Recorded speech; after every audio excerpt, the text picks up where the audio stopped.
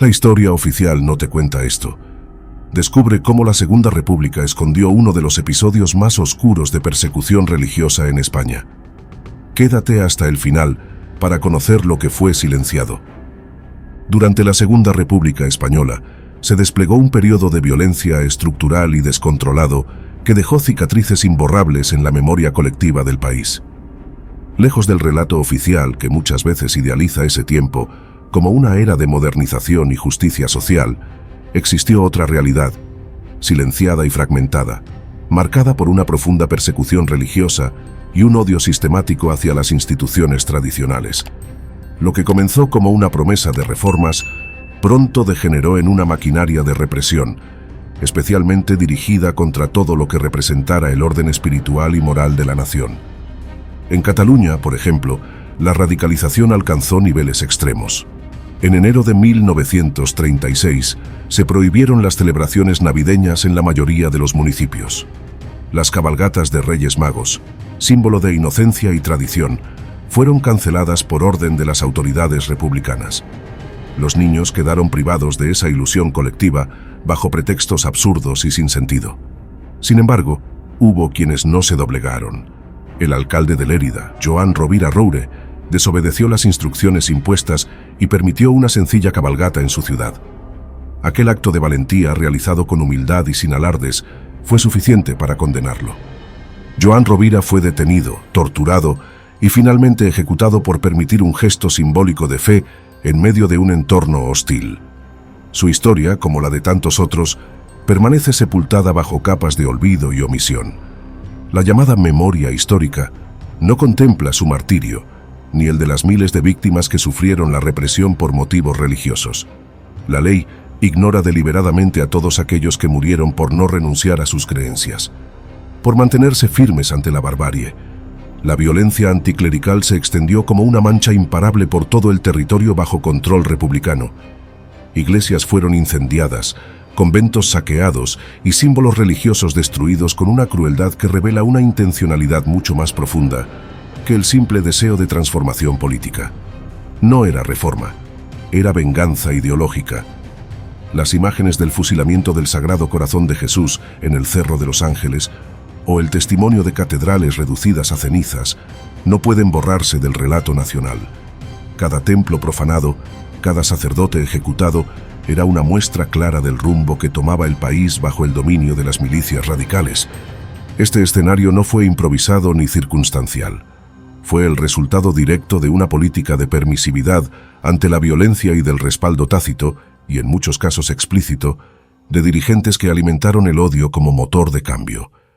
La toma de poder por parte del Frente Popular en febrero de 1936 consolidó el clima de impunidad que ya se respiraba en muchas regiones del país. Bajo la bandera de la revolución, las organizaciones anarquistas, comunistas y socialistas comenzaron a ejercer una autoridad paralela, desplazando a las instituciones oficiales y estableciendo estructuras de control propias. En Cataluña, la Generalitat quedó sometida a los designios del Comité Central de Milicias Antifascistas, una entidad que repartía armas entre sus miembros y legitimaba el uso del terror como herramienta política. Con este nuevo poder en manos de las milicias, el descontrol se apoderó por completo de la región.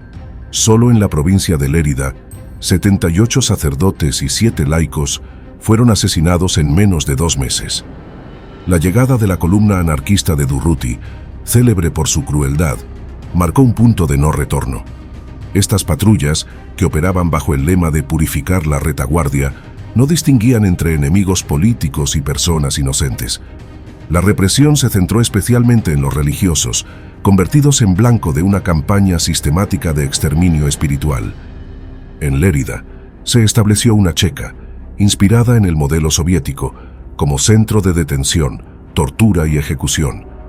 El aparato judicial quedó anulado y reemplazado por estos organismos clandestinos que actuaban sin ley ni límites. Los clérigos eran capturados, interrogados bajo tormento, juzgados en procedimientos ficticios y finalmente fusilados. Joan Rovira, aún siendo alcalde y abogado del Estado, intentó frenar las ejecuciones, pero su autoridad fue ignorada. Su resistencia no solo resultó inútil, sino que firmó su sentencia definitiva. El día 20 de agosto de 1936, un listado de 72 sacerdotes fue entregado al Comité Popular. Todos ellos fueron trasladados al cementerio y ejecutados en masa. No se trataba ya de actos aislados, sino de una represión orquestada, con planificación y respaldo institucional.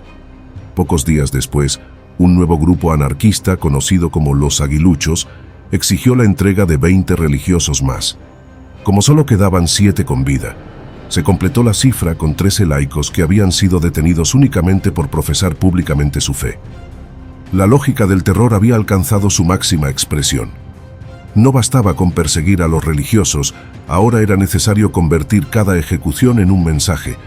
Los cuerpos eran lanzados en fosas comunes, sin nombres, sin rastro, como si su existencia misma debiera ser borrada del relato histórico. Sin embargo, su memoria persiste, no en los libros oficiales, sino en el testimonio valiente de quienes se han atrevido a contar la verdad oculta de una guerra que aún divide conciencias. El día 27 de agosto, Joan Rovira fue llevado a juicio ante un tribunal popular. La Generalitat había enviado un emisario con la esperanza de detener su ejecución, alegando su inmunidad parlamentaria como diputado. Pero la decisión ya estaba tomada.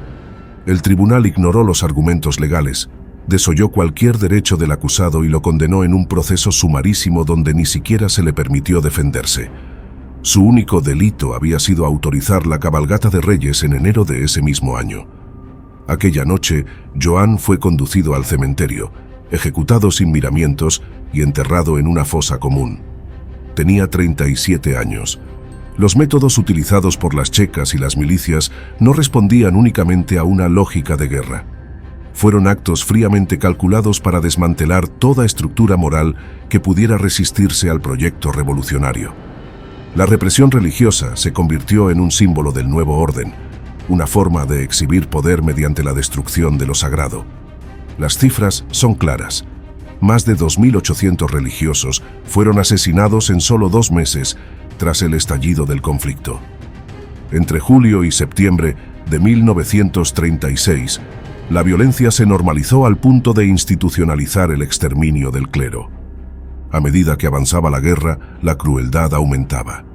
En Valencia, la monja Carmen García Mollón fue quemada viva tras ser secuestrada. En Denia, el sacerdote Plácido García Gilabert fue torturado y mutilado hasta la muerte. En Barbastro, más de 120 religiosos fueron obligados a renegar de su fe bajo tormento y, al no ceder, ejecutados públicamente. Estos hechos no fueron aislados ni obra de fanáticos espontáneos. Respondían a una lógica estructural impulsada desde sectores radicales que buscaban eliminar cualquier rastro de espiritualidad cristiana en la sociedad. El exterminio físico era solo una parte del plan. También se intentó humillar a las víctimas, destruir su dignidad, pervertir su integridad. Prostitutas eran enviadas a las cárceles con el fin de quebrar la vocación de los sacerdotes. Las checas actuaban como laboratorios del terror, donde la crueldad no tenía freno. En algunos casos, se documentaron mutilaciones y ejecuciones públicas utilizadas como advertencia para el resto de la población. Pese a la magnitud de estos crímenes, el relato oficial que aún circula en muchas instituciones y medios ha tendido a invisibilizar esta parte de la historia. La ley de memoria histórica no reconoce a estas víctimas. Sus nombres, sus vidas y su sacrificio han sido excluidos del discurso público, como si la verdad pudiera seleccionarse según la ideología dominante. Joan Rovira y miles más no pueden quedar en el olvido. Su historia merece ser contada.